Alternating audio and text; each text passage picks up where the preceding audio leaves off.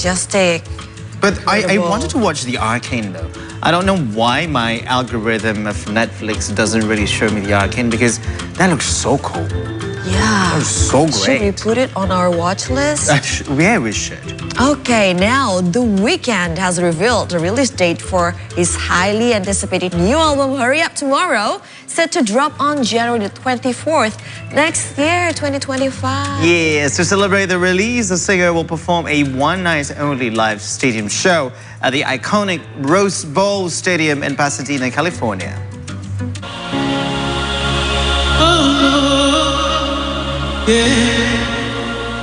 The show on Saturday, January 25th next year is set to feature never-before-seen production that includes a stage that will take over the entire floor of the stadium. Meanwhile, The Weeknd recently released a new song called Open Hearts, exclusively Apple Immersive Video available on Apple Vision Pro, which was described as a remarkable storytelling format that leverages 3D video recorded in 8K with a 180-degree field of view and special audio. If 21 Pilots wasn't really your thing, this might be right in your alley because the original version is actually from South Korea. That's right. So Alien is actually heavily into K-drama. But the second Miracle in Cell No. 7 movie has just released its latest trailer, which tells the sequel of Kartika's story, who grew up as a teenager without her father, Dodo.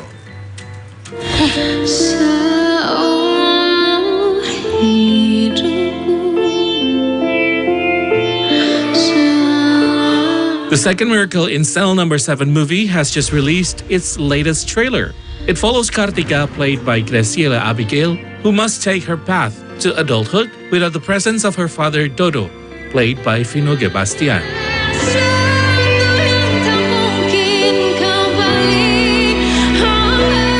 Apart from the story of Kartika and the prison gang, the movie will also explore the character of Juwita, played by Marsha Timothy.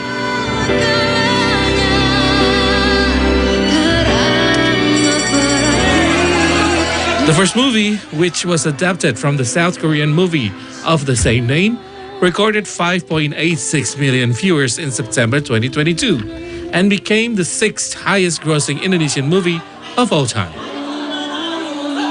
Meanwhile, the original movie also broke records in South Korea, attracting 12.8 million viewers in 2013.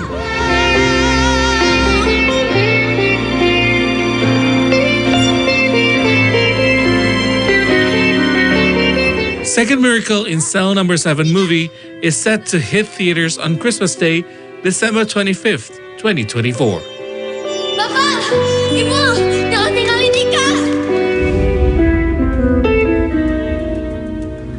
So what do you think about that as a K-drama enthusiast? So it was produced in 2012, and since that, it has been adapted to 7 markets, including Indonesia. So Indonesia is the 7th country to remake the original story from not South only Korea. Indonesia. Yes, we have the Philippines version, we have the Turkish version, we have the Canada's version even. So I think the story is really moving.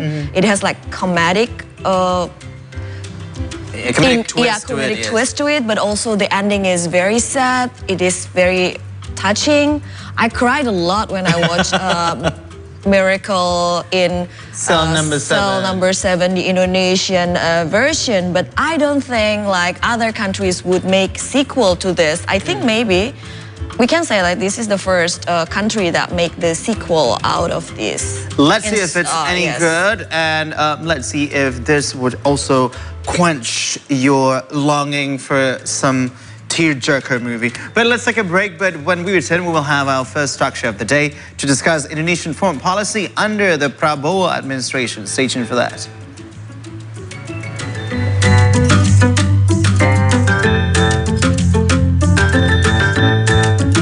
I'm Eric Hansen. When I see a trail, I see more than a path from point A to point B. A good trail is the ultimate opportunity to explore, to discover new landscapes, and to challenge myself. When I don't have a pack on my back, I'm thinking about my next big adventure. Because my mission is simple. My mission is to discover the world's most epic trails.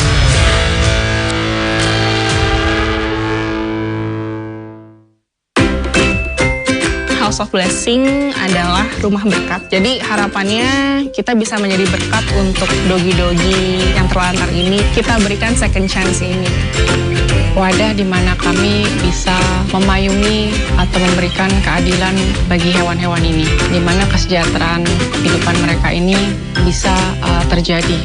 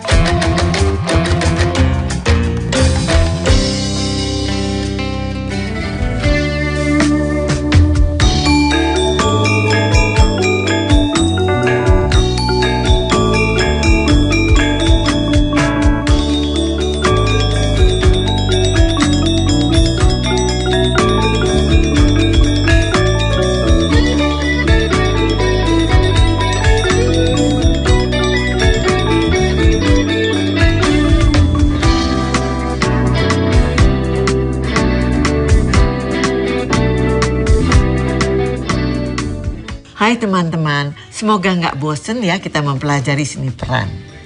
Pasti dong nggak bosen. Karena mempelajari seni peran dan keaktoran sangat menarik. Kalau kita belajar seni peran dan keaktoran, kita akan mendapatkan hal-hal yang menarik. Seorang aktor harus mampu memainkan karakter tokoh. Dan untuk menghidupkan karakter tokoh itu, mereka harus memberikan emosi dan penghayatan pada karakter itu. Nah, itulah yang akan kita pelajari bersama-sama.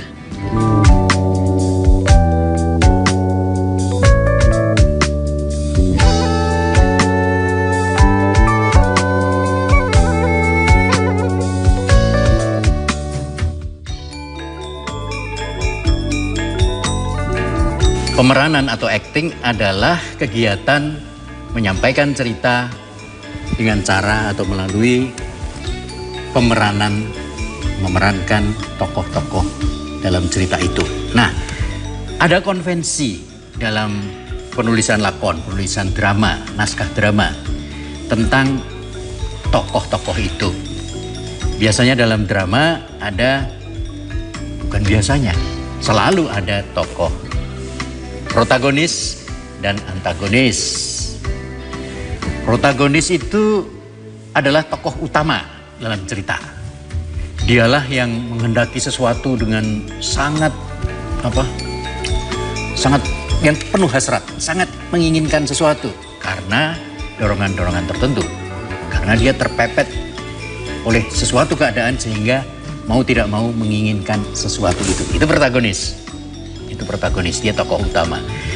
Dialah yang membuat keputusan-keputusan utama dalam cerita drama itu yang menentukan pergerakan cerita drama itu mau kemana.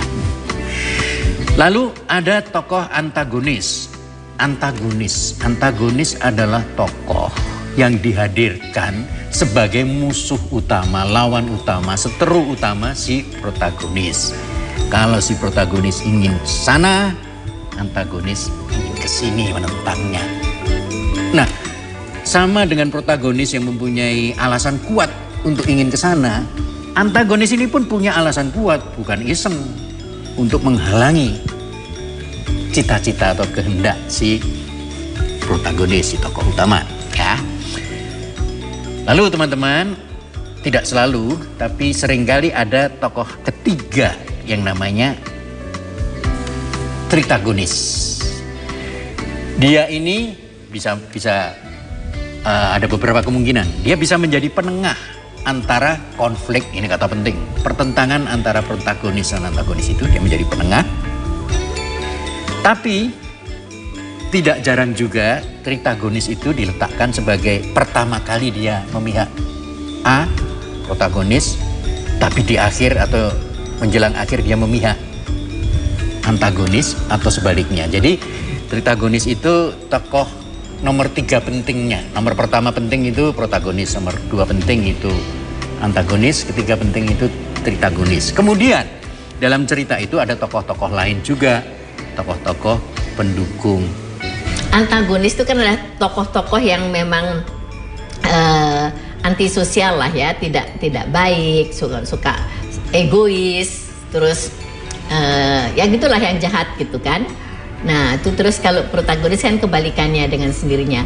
Saya memang kebanyakan sih ya mungkin protagonis ya, namun pernah juga saya senang sekali ketika saya disuruh jadi seorang nenek yang kejam gitu loh ya, yang keras sama cucunya, yang kejam, yang gitu, yang nah itu saya merasa bahwa aku mendapat tantangan di situ, yang kemudian saya merasa itu adalah bertentangan sekali dengan sifat saya gitu kan. Itu saya jadi teringat sekarang ketika saya main Pacar Ketinggalan Kereta itu kan saya jadi sekretaris sekretaris di mana bos saya itu istrinya adalah Tuti Indra Malaun, ya.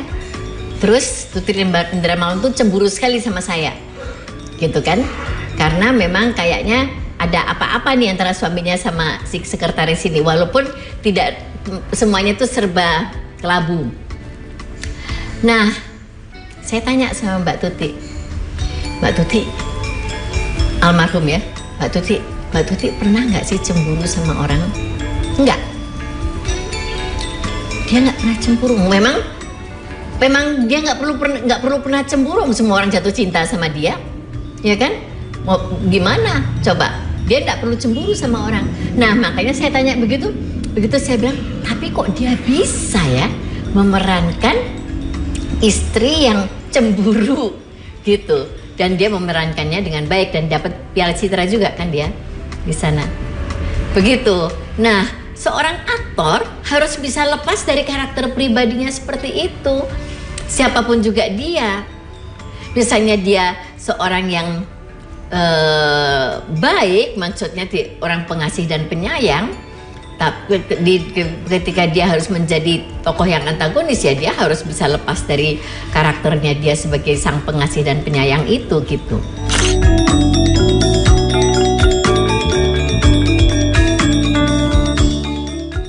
Begini teman-teman, ada konvensi kebiasaan dalam penulisan lakon bahwa emosi utama atau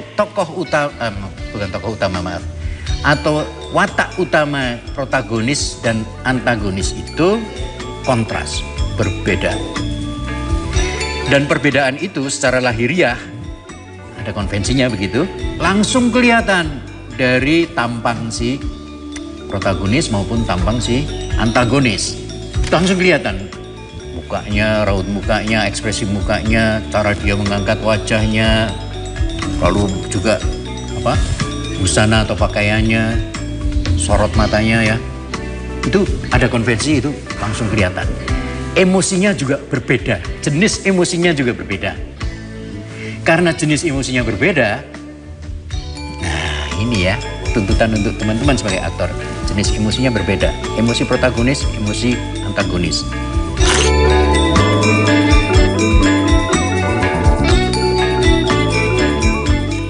Wah, ternyata menarik banget ya.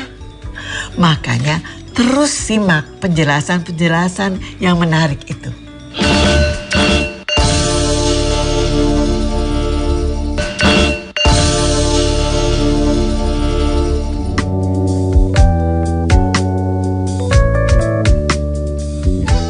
Memang ada konvensi dalam penulisan lakon seperti itu ya, pembedaan antagonis dan protagonis yang seperti itu. Juga dalam takaran, bukan takaran sebetulnya, jenis emosi. Jenis emosi antara protagonis dan antagonis itu berbeda.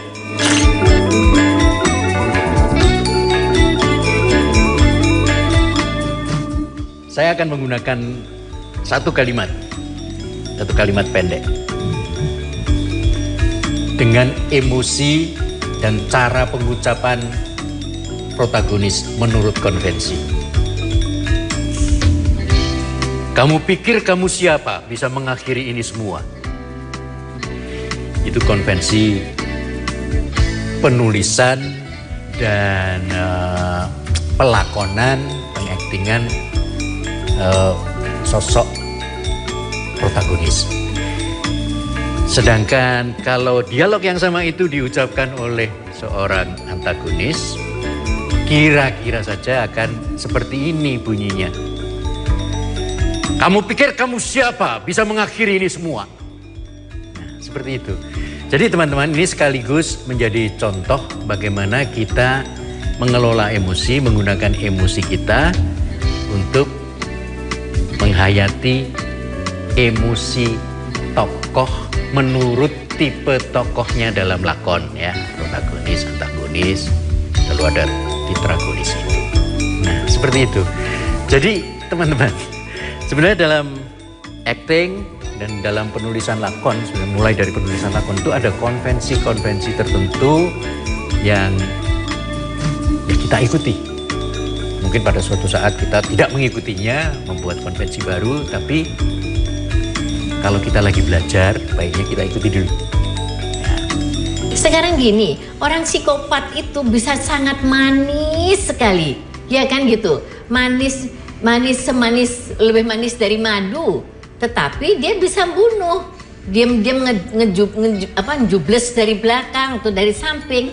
Nah, nggak bisa kita mengatakan bahwa oh dia antagonis karena penampilannya begitu. Tidak. Justru menurut saya ceritanya itulah yang menggiring ke sana. Ceritanya yang menggiring ke sana. Menggiring, dia menceritakan tentang seorang yang jahat. Ya gitu kan. Seorang yang jahat tapi berkedok malaikat kan banyak sekali. Ya kan? Sekarang aja banyak sekali. Makanya kan Gus Dur kan pernah mengatakan teater itu adalah cerminan dari masyarakatnya. Gitu. Gus Dur mengatakan begitu. Kalau misalnya dari zaman Galileo, teater itu adalah cerminan dari masyarakat yang ada. Jadi kalau misalnya masyarakat semuanya masyarakat munafik, masyarakat yang semuanya egois tapi berpura-pura sosial, berpura-pura pelas asih, ya ceritanya akan ke sana. Jadi tergantung dari ceritanya. Sedangkan kami hanya memerankan, oke, dan orang akan hanya di belakangan akan mengatakan, oh dia tuh ternyata jahat ya, gitu kan? Itu pun kadang-kadang tidak tertampilkan dalam aktingnya, tapi tertampilkan dalam dramaturginya.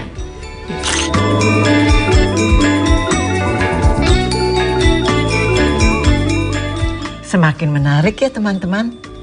Seorang aktor memberikan emosi